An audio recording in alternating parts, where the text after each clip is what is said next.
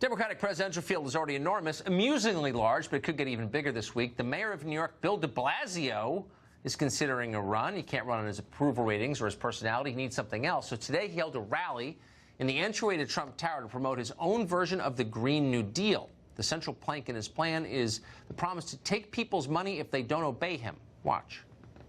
The New York City Green New Deal is here to stay. It is bold, it is audacious, it is necessary. We have a message for President Trump and all the other big building owners in New York City. Cut your emissions or we will cut something you really care about. We will take your money. Our planet, not your profit. Our planet, not your profit. Our planet, not your profit. Mesmerizing, almost. Lisa Booth, the senior fellow at Independent Women's Voice.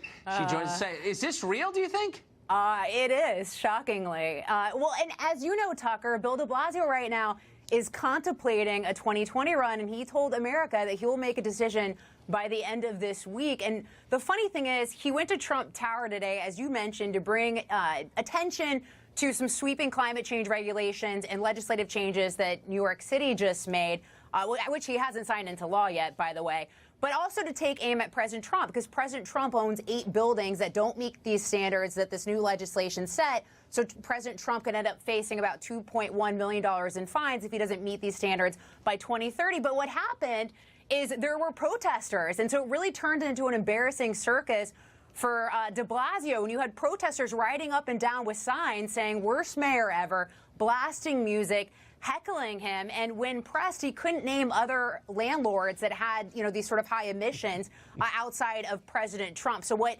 he came to do was to draw attention to his environmental record, and what ended up happening is he ended up embarrassing himself.